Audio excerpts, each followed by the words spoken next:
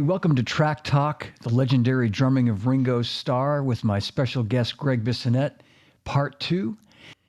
If you've watched Part 1 on YouTube, you realize there's actually no Beatle tracks being played. Funny thing happened as I was putting this up on YouTube, I got copyright claims on all those Beatles songs. So they had to be removed in order for me to post it up on YouTube. That's the downside. The good news is, in the audio podcast, all the music is there. So please check it out on Apple, Spotify, Amazon, wherever you find your podcasts. It's up there with the music. So check that out, download it. And this part 2 will also have no music in the YouTube portion. But again, on the podcast, you'll be able to listen to all the songs. So I appreciate you tuning in. And if you haven't watched part 1 yet, be sure to check that out. I'd recommend watching that first. But if you're here now watching part 2, don't go anywhere. Stick around and watch. And you can always go back and watch part 1. So I hope you enjoy it. If it wasn't for Ringo, I probably wouldn't have been a drummer. And I know countless others that have said the same thing, that it was, whether they saw Ringo on the Ed Sullivan Show on February 9th, 1964, or in my case, it was a couple of years later where the Beatles were so omnipresent and just our lives that hearing their music and seeing them on TV and seeing Ringo especially, that ignited that spark that I had to be a drummer. So Ringo, thank you for that. And even more so for giving me a career in the drum industry for 35 years. The Beatle boom created an enormous boom in the music industry that went on for many, many years after the Beatles broke up in 1970, largely due to the Beatles and largely due to Ringo. So Ringo, I've told you this before and I'll say it again. Thank you. Thank you for everything. You've given me a career that I would have never had it not been for you and your mates from Liverpool. So thank you. And to everybody watching this, I hope you enjoy part 2, Track Talk, the legendary drumming of Ringo Starr with my special guest, Gregg Bissonette. Enjoy, and I'll see you on the other side. Thanks. I hope you've enjoyed part 1. Here comes part 2 coming at you right now. Thanks. Enjoy.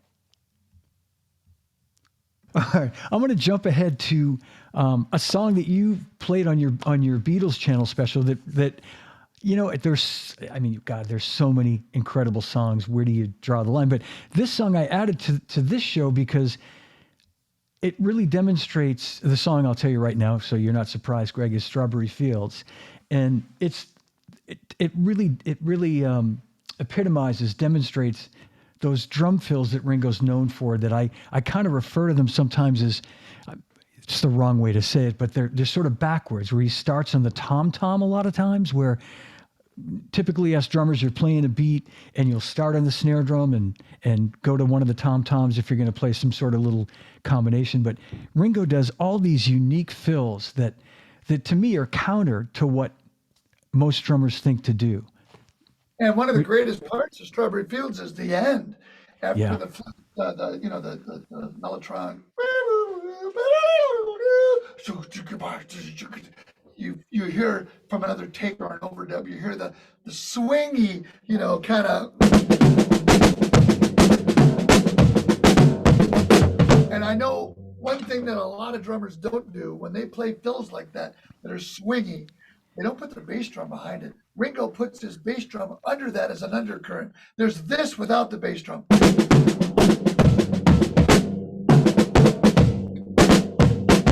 And then there's with the bass drum. That bass drum percolates it along. And you hear that at the end of the song on Strawberry Fields. But when you think about it, that's a straight eighth note song. Let me take you down. He's not going. He's not playing straight 16ths at all. Let me take you down, 'cause I'm going to. It's got that swing. Oh, yeah. That's what it is. You're absolutely right. I couldn't really put my finger on the fact that that's really what makes it so special, is that swing. Yeah. Play a little bit, maybe the beginning and maybe the end of Strawberry Fields. Perfect. I think that. Yeah, I know. Yeah. I never heard anybody play anything like that, and I've still never heard anybody play a fill like that. It's so great. And the Yep. way they had the compression, Yeah. the the cymbals with the doosh and the toms open and the Fairchilds, man, it's just wow. I used to listen to Jeff Emmerich talk a lot. I played with Jeff Lynne and ELO, and he came to one of our shows, and he talked so much about his eyes got excited when Abbey Road EMI got the compressors, at the studio because we can use that and that Man, sound. Oh. did they But ever? I know. at the end, the way they bring in the drums from other tracks or overdubs, it's amazing. The DJ, man, you know right where these spots are. You're well. I had a pretty good idea You had a lot listening to of these. practice. Had a lot of practice. The We used next to have song, to take a needle and put it on the record. What I groove? know. This makes it a lot easier. And yeah, thank you for pointing that out too. That was an important part to demonstrate. This next song, Greg, I'm going to play just a little bit of it, and I threw this on here because it's one of my favorite Beatles songs. And what I guess what I've always loved about this song, again, it comes down to Ringo's feel. And I used to play this for my kids all the time when they were little. And, just because I loved it so much. And it's become like one of my son's favorite Beatles songs. Just it's one of those things that, if you get your kids listening to songs enough, but it's We Can Work It Out.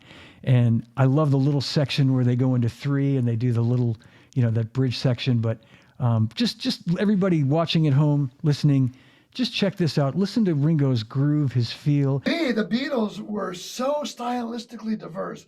And if you listen to all the great classical composers of the time, Bach, Giuseppe Verdi, Beethoven, Brahms, they were listening to their peers a lot. Um, the Beatles, when they went to Hamburg, they listened to the music of Hamburg. And when you think about I grew up in a very German and Italian and Polish part of Detroit, and polkas were a big thing. Also, 3/4 kind of waltzes were big. And Yeah. that reminds me very much of something they might have gotten from hanging out in Hamburg, Grosse Freiheit and the Reeperbahn, that whole area. and so, pop, pop, pop, pop, da-ba-da-da-da-da. And the difference between that German type of a waltz and a Viennese waltz, an Austrian waltz has and I think a lot of times Norwegian wood and a lot of songs pull from more of almost a Viennese waltz. But this song, We Can Work It Out, there's 2 styles because they grew up playing clubs for people dancing. So they loved Motown. And one of the great things about Motown is the 4 on the snare. Ba ba ba ba ba. Sugar pie. Growing up in Detroit, that was one of the big things I noticed, the snare on all 4. And I know how much Ringo loves Motown. So you've got the first part, try to see it my way, and then life is very, that's Motown to me anyway. And then the German influence, fussing and fighting, my friends. I hear so many influences, so many stylistically diverse influences when I hear the Beatles. And they grew with every album. So they were just listening to the time.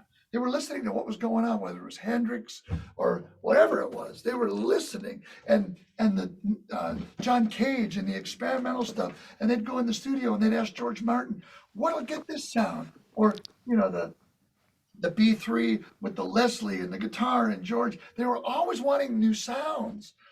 But along with new sounds, they were into different styles. And We Can Work It Out is the perfect song to blend in many different styles of what they were already doing, Motown, German kind of accordion. Yeah. Yep. Great, Johnny. Yeah. Glad you pulled that up. I love, and when you do that kind of a deep dive into it, you're absolutely right, and that's I love all the sounds in that song. The next song, the next song we talked about for a second is Rain, and we'll just play a little bit of that great beginning. Can I say one thing about Rain? Yes, of course, yeah. When asked, one of his favorite songs, Ringo often talks about Rain because, as he says, he played differently on Rain than he did almost any other song.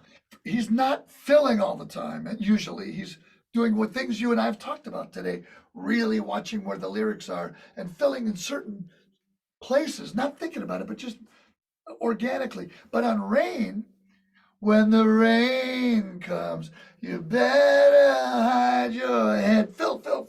Yeah, yeah, Might as well be dead. Fill. When the rain comes. He's filling a lot because it really pulls things along. It's more fills than you've ever heard Ringo play. And then yeah. there's one other thing I'd like to talk about with Rain after you play a little bit. Sure, you bet. Yeah. And again, it's the type of fills he plays too that always, blew my mind. Just they're so unique and different. And here it comes. Hey, when Robin Flans first interviewed Ringo in Modern Drummer, he mentioned hi-hat notes before fills. And now listening to Rain, I really get what he means. If he wanted to do this fill, 1, 1, 2, 3, 4, 1, 2, he would want to lead with his left. So Yeah, he would yeah. play it on the hi-hat. 1, 2.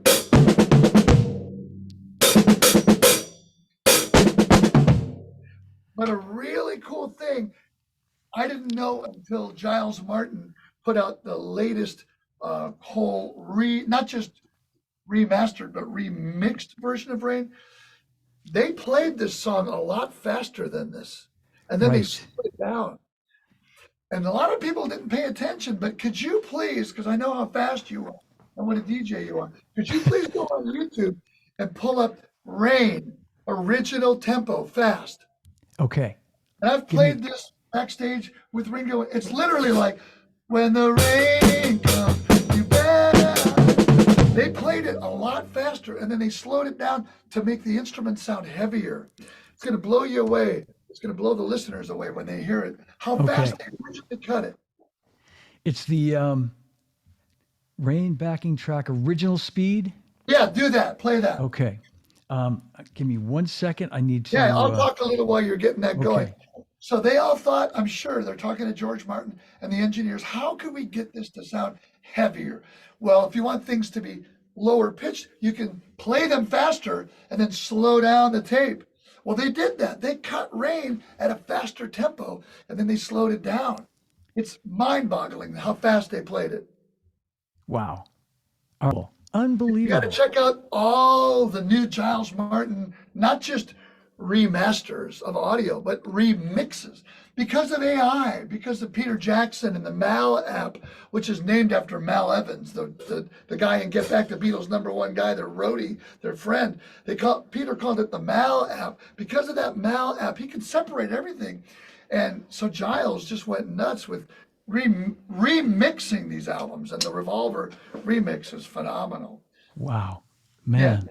Hey, since we're talking about tempos, could we go to Tomorrow Never Knows and talk about how at Anthology 2 they had a Sure. whole tempo? Would you mind? I don't want to, be taking your leadership role here, but we're on that topic. Would that be cool? You bet. Yeah. Tomorrow Never Knows, take 2. Yes.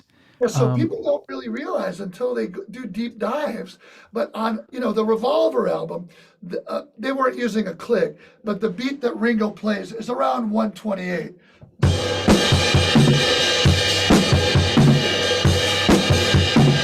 But on April 6, 1966, they did take 1, and that's on Anthology 2.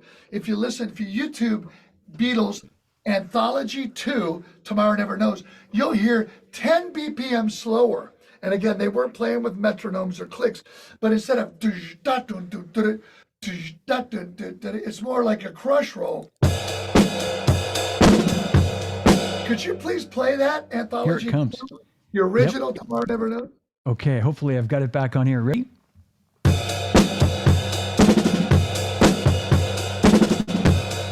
And now could you play the original? The one, Here. not the original, but the one we know from Revolver that's about 10 beats faster. You bet. Yeah. Here's the final version.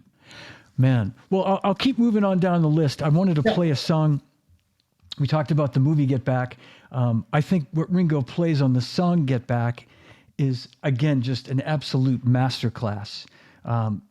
It's the feel, the groove, everything about this song, what he plays, what he doesn't play. It's it's about as perfect a track, I think, as you could ever come up with. I agree. And we'll Talk listen to a about the little bit. swing. He's swinging that. Oh It's man, not. It's da. It's so flowing. would you call that a train beat or like a derivative of a train beat or? Well, whenever I think of train beats, I think of country and I think of Willie Nelson and I think of straight 16ths, like On the Road Again, or Eric Clapton's Lay Down Sally. Lay Down Sally. Yeah. Yes, you in my thoughts. Jamie Oldacre and the tukataka, the straight, straight non, there's not an eighth note and 2/16, even though it's swung, they're just 4/16 with an accent on the ands. One taka, tukataka. So I think of that as a train beat, but this to me isn't really a train because it's eighth and 2/16. But when you hear Paul on his Hofner, or I can't remember exactly, but in Get Back, you see him starting to kind of strumming his bass. Yeah. And he was originally playing straight, but then later, by the time they're up at the roof, he's going. Yeah. And speaking of Gary Astridge, you see Ringo with this ching ring kind of thing, but it's straight. It's like a straight, like an iPhone, right? But it goes high end. And it's got little jingles on it. Well, Gary Astridge said nobody knows where that came from. It might have been a one-off somebody in London made, but Gary just made two of them. He gave Ringo one and he gave me one, and it's kind of a light blue color. You look on Get Back and that ching ring's there. Gary Astridge, such an aficionado, whether it's tea towels or this little straight ching ring. But on Get Back, you see that, and it's so cool. But you just never really know exactly where Ringo went from the straight beat to the. Please play this, boy. When this let's listen to a little bit of this. Right there. His dynamics, Johnny, I'm pretty sure he's leading left, but we have to go back and watch the video. But left, right, left. But the left is so much louder than the right. A lot of people would go, it's not that, it's da, da. And for 20 years, with Ringo 5 feet away, I've noticed that usually when he plays, it's so dynamic. When he plays on the verse of a song, he'll play with his snare, this tip of the stick in the middle of the snare. But as soon as you hit a rim shot where you're, on the metal and the head both, or without the tea towel, middle, rim, he usually plays the choruses with a rim shot, and then he'll go back to the middle on the verse. So he's taking that dynamic musicality. Verses should usually be a little bit quieter than the B section, then the chorus, back to the verse. He plays so dynamically. Yeah. And that's the perfect example. Perfect. Yeah. Yep. I'll play another second of it. And I was going to say too, right at the beginning when the song starts, I can't describe it any better than he just sounds so confident. He always sounds so confident, but it's like he's, I guess it's a given that in his situation he would be that way, but he's just driving the band from the first beat. He doesn't need a minute to sort of find his way and get everybody in there with him. He's just like, guys, come with me. Here we go. We're going to go now. And here we go. Yeah. Absolutely, Johnny. It's good. I can talk about countless bands and songs where they start at one tempo and then they're at a completely different tempo at the end of a song. Or I can think of countless bands that we love very much where within the band, there's push and pull and certain players are rushing certain parts, certain players are dragging certain parts, and you hear places that just, they move a lot. You don't hear a lot of movement with the Beatles. Their band time, they were like one. Yeah. Their band time was so great. They played together as one. Yeah. I mean, all those years, like you said, that they played together in Hamburg and the Cavern Club. And, you got to shout out to Paul McCartney, who is just such an incredible bass player, and what it must have been like for Ringo to have such a reliable bass player, such a great, musician, rhythmic timekeeper. Yeah, absolutely. The perfect rhythms. So this next song is one we were talking about earlier. It's a Ringo Starr solo tune, Back Off Boogaloo, and I just love this song. I loved it when it was on the radio when I was a kid. And, it's one of those songs that I love it even more now that I'm older and I'm listening to what he's playing, and it's so greasy and it's so swingy and swampy, and it's Ringo. It's just Well, before you play it, could I yeah, again do a little trailer for Masterclass? yeah, absolutely, I please, want please. everybody to hear Ringo say this, not me. But George produced that song. And George, I mean, it came about from originally George wanting something like a boom, bop, ba boom, ba boom, bop, boom, bop, ba boom, boom, bop, or boom, boom, bop, ba boom, ba boom. And Ringo said, I don't really want to do that. I'd rather play it on the snare.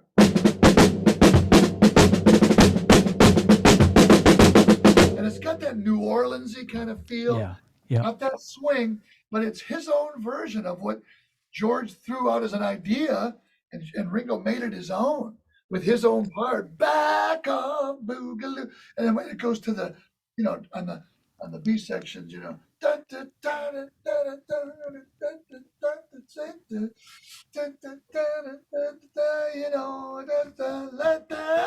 back to the snare. It's like that march, but it's not a straight eighth march. It's a swingy march. yeah, He explains this. Please, please, please, everybody, watch Ringo Starr's masterclass on masterclass.com, because when he tells how this came about, it's just mind blowing. It's like this is his signature beat right here. yeah. He's proud of this song too, Greg. Right? Would you say like Oh, he loves yeah, playing this song. yeah, Yeah, yeah. He's. absolutely. I'm glad to hear that because I think of him as probably, like Charlie and a lot of these humble, great heroes of ours that, he probably doesn't look back at a lot of this stuff maybe the way we do. It's good to know that he realizes he created something so special with this song. It's He talks about the writing of it and Tommy Bolin, and I don't want to spoil what he says on Masterclass, but I think we do this right after Octopus's Garden in the set, and we'll finish it, and he'll say, "All right, back off, Boogaloo," and then immediately we play the song, and then 3/4 of the way through, he comes up, and then it really kicks into the oh Beatles yeah, because he's playing it with me. He's the alpha dog. He's Ringo, and I'm just like, yeah. okay, dude, singing from behind the kit, and oh, it's so great. So maybe people could YouTube Ringo Starr and his All Star Band Back Off Boogaloo 2023, and there's lots of shows where you'll hear him playing that. It's Great, so great. All right, yeah, I'll put that in the link as well for sure for the show. But let's play a little bit of this and you pointed out the B section where he's playing the bass drum and he's not playing the swingy New Orleans thing. Again, I listened to where he puts the beats on the bass drum. It's just so like definitive, and so it's just a boom, boom, boom, right. clean. Yeah, it's just It's got a swing.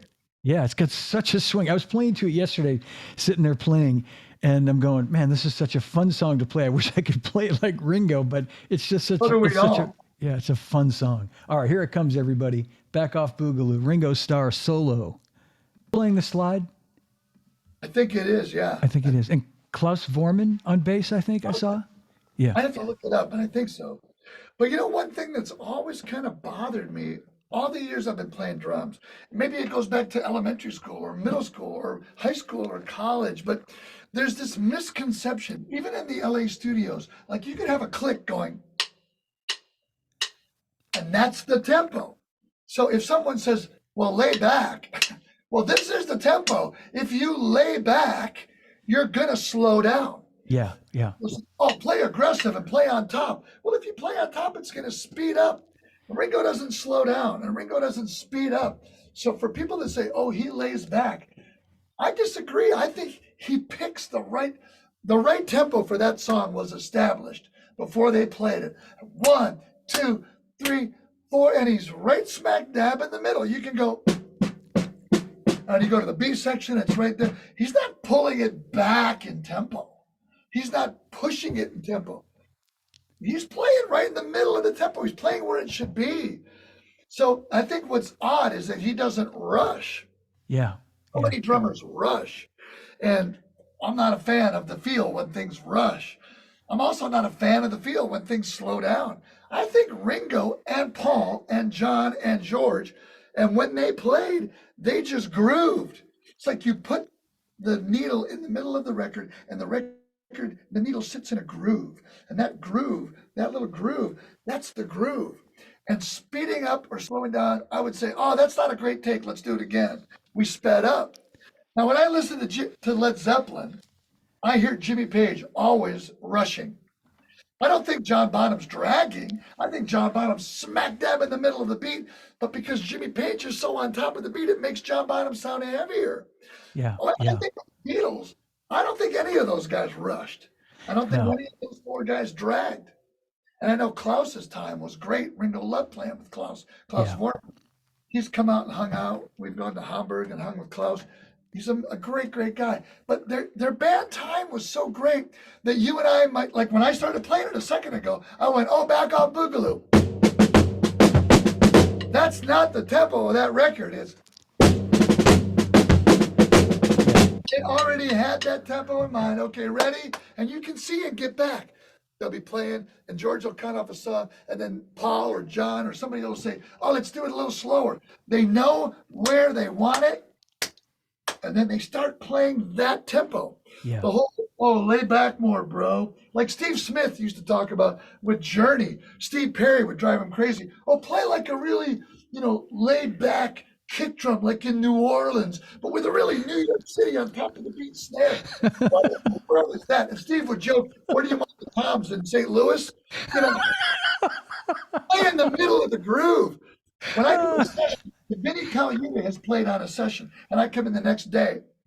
I say, could you play one of the tracks with Vinny, and could you pull up the click? The click is here, and Vinny is here. Yeah. He's not here or there. He's in the middle of the beat. He's right where you decide. If the tempo is 132, play 132. And that's the perfect example. Back on Boogaloo.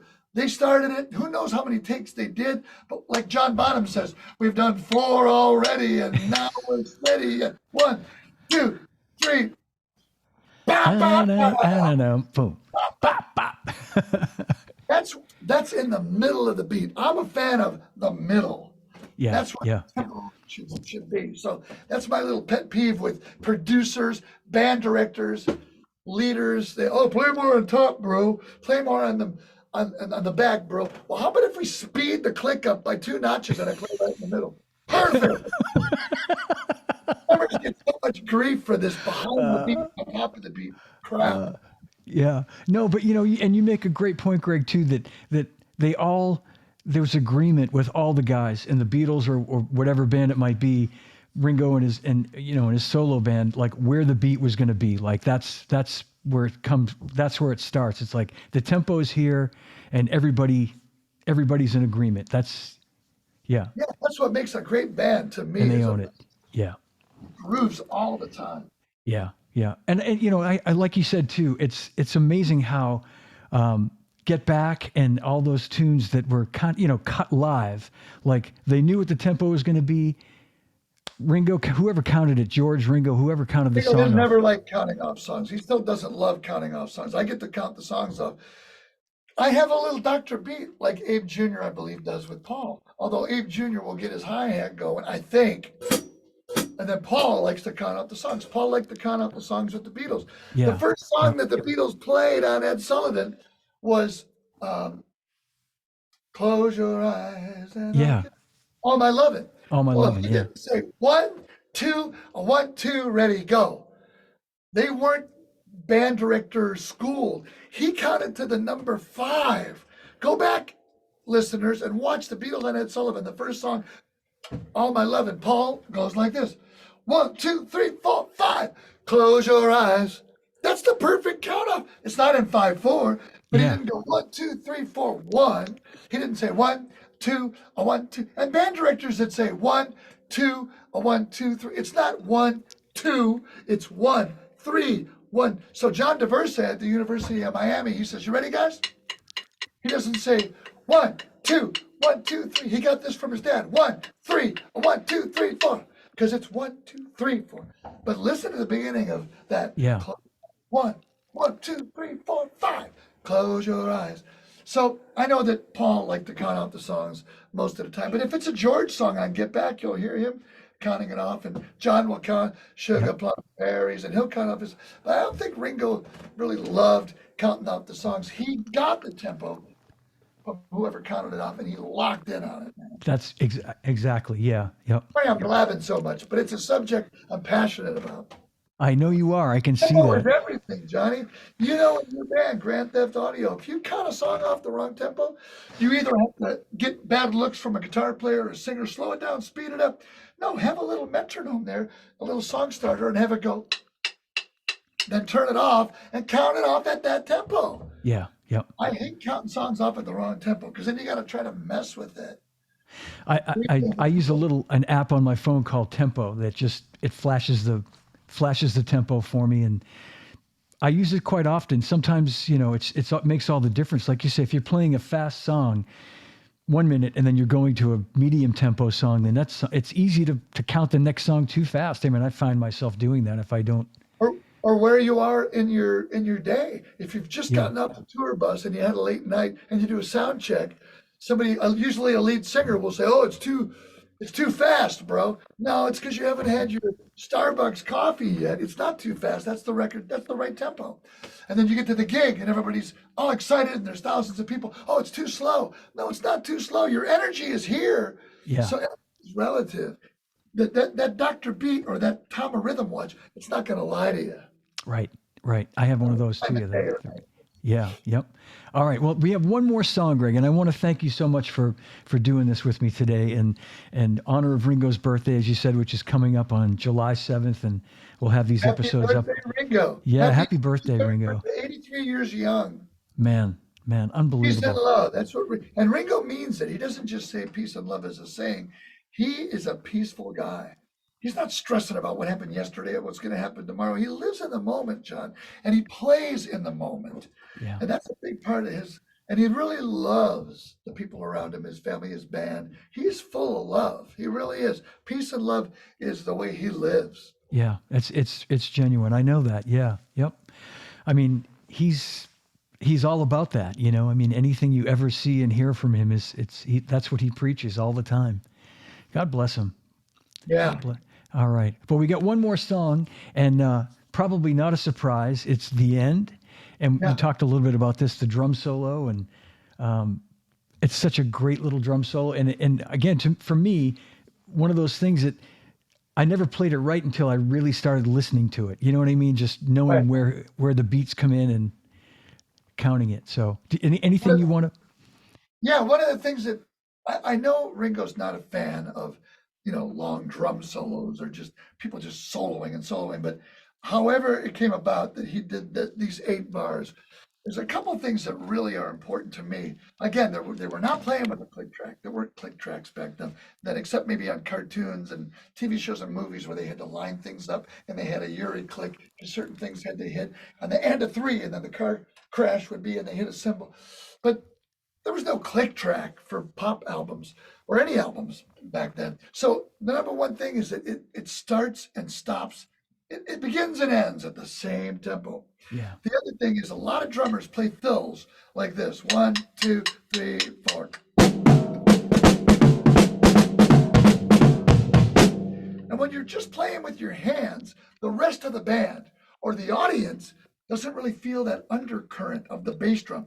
The bass drum's coming out those big 18-inch subs, and your toms might be coming out the mid-range speakers, and you're playing your toms. If you're playing boom, bop, boom, boom, bop, boom, boom, then you play a solo on the toms. All that low-end 18-inch speaker sub stuff goes away. Ringo does not play this without the bass drum. He doesn't go. He plays the bass drum under it. And I'm not going to be able to play this correctly because I don't have a 5-piece kit. He had the blonde Ludwig Hollywood kit with the T-dowels, and I don't have an extra tom here. But I'm going to play the bass drum and motor the bass drum through so that the band and the audience and everybody feels that groove.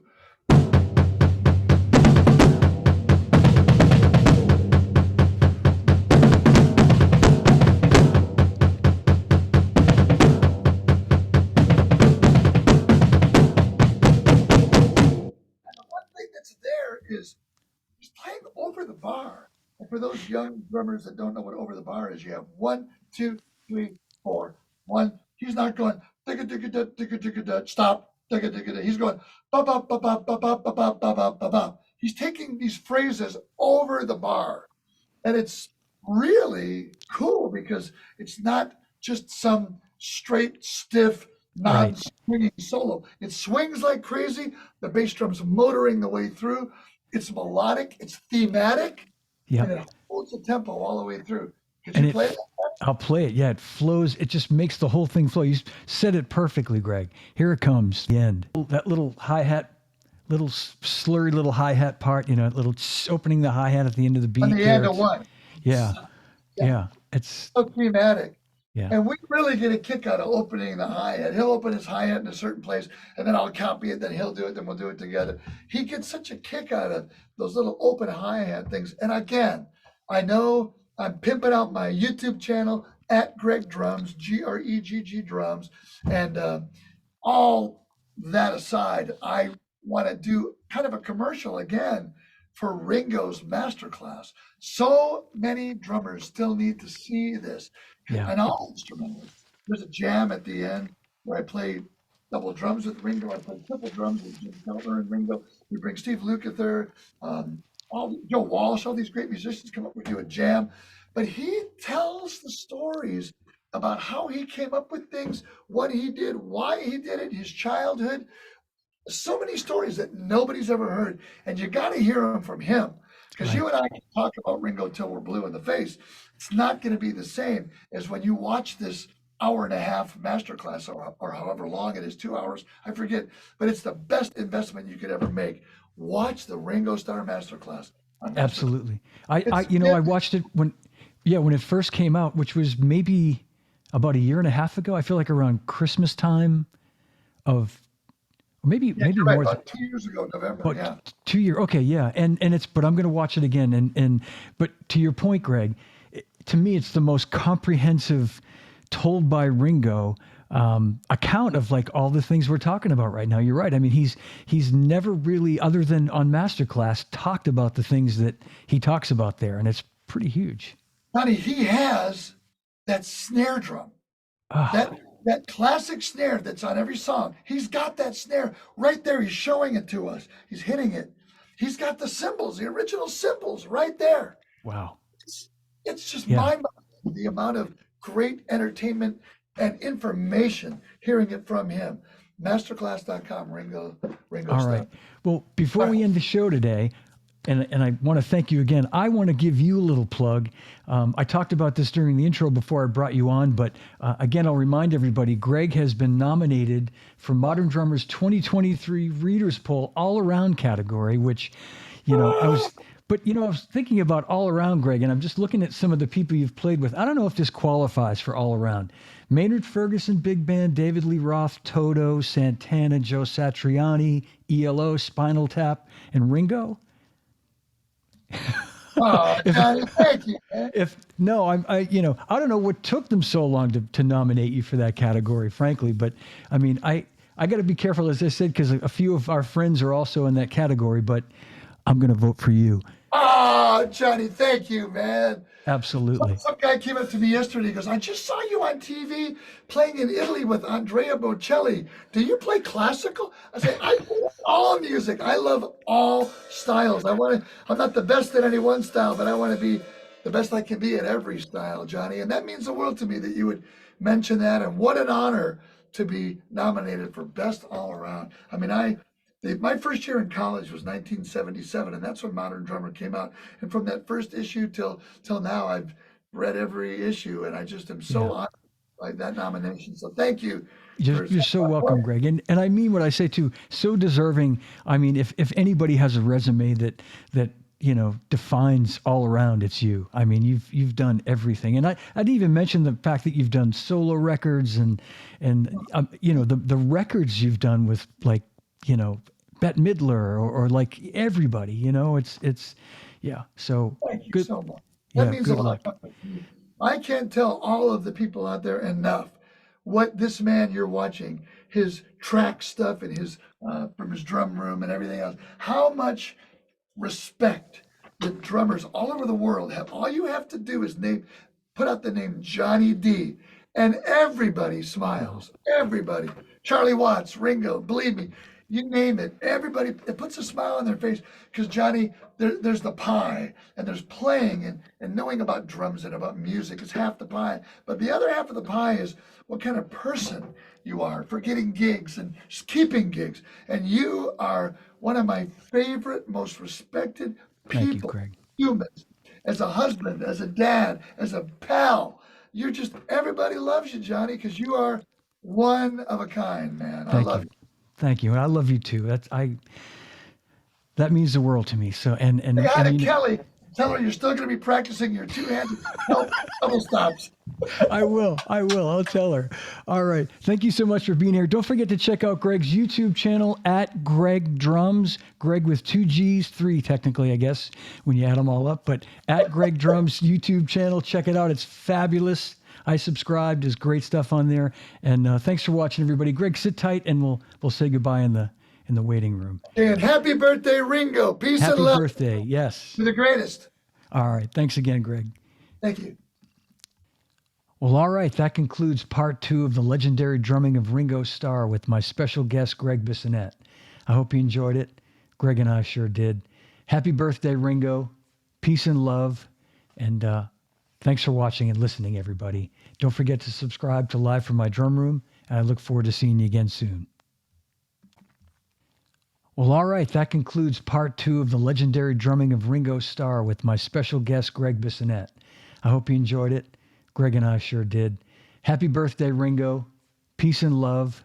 And thanks for watching and listening, everybody. Don't forget to subscribe to Live from My Drum Room, and I look forward to seeing you again soon.